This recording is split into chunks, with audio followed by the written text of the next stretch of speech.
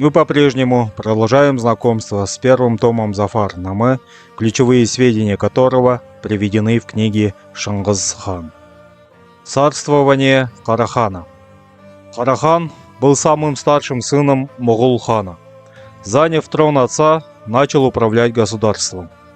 Местность Каракұрым, находящаяся у подножия двух высоких гор под названием Уртак и Куртак, он сделал летним пастбищем, жайлау и зимовкой, то есть қыстау. Примечание автора.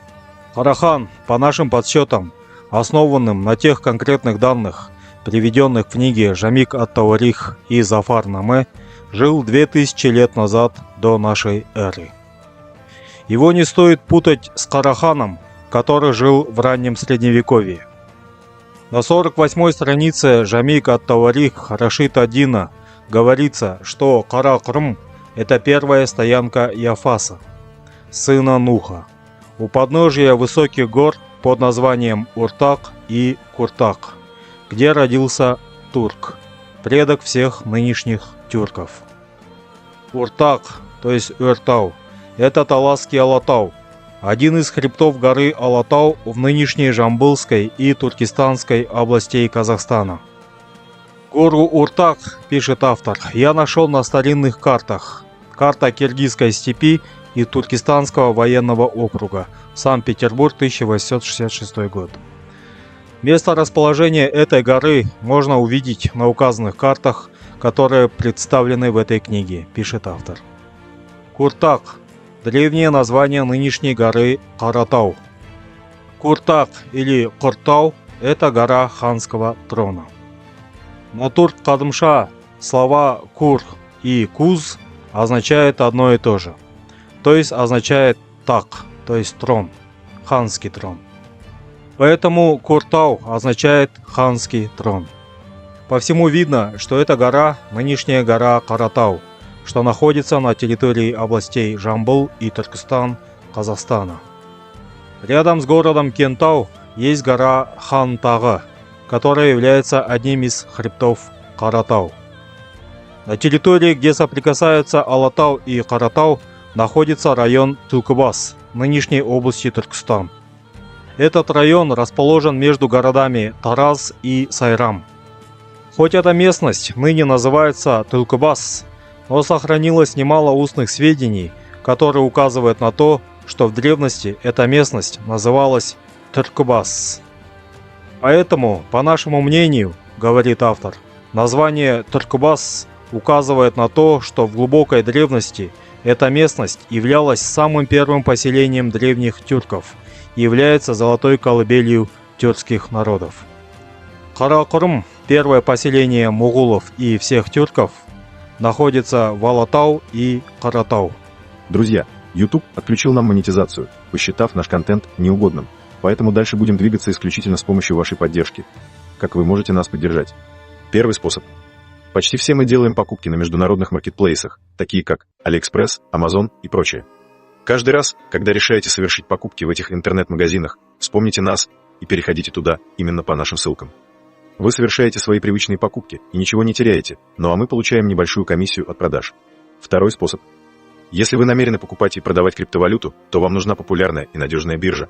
Мы рекомендуем биржи, которым пользуемся сами. Регистрируйтесь в них по нашим ссылкам. Третий способ. Вы можете оказать нам поддержку обычным переводом средств на наш счет. Все ссылки будут в описании и в закрепленном комментарии. Чем активнее ваша поддержка, тем больше времени мы сможем уделять каналу. Спасибо. Приведенные в Зафар-наме исторические события длились сотни и даже тысячи лет. Наименования людей, названия земель и рек на тюркском языке после их перевода на персидский язык, как было отмечено выше, могли отличаться от своего первоначального вида.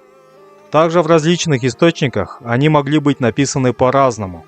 В связи с этим могли появиться отличающиеся друг от друга варианты написания, а вследствие они могли быть приведены в различных трудах совершенно по-иному.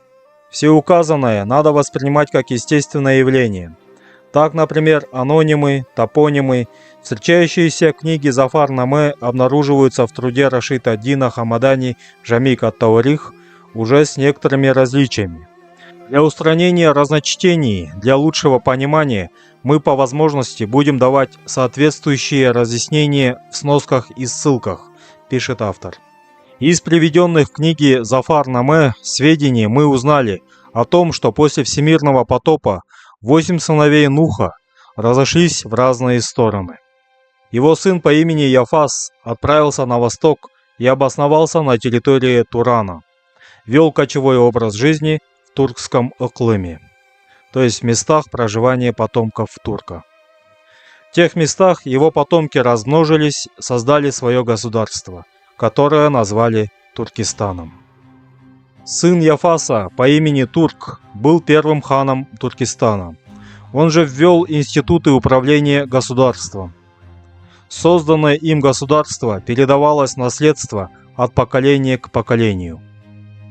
Турк, Алынжа-хан, Дибакуй, Гук, Алынжа-хан, Муғул-хан, Қара-хан.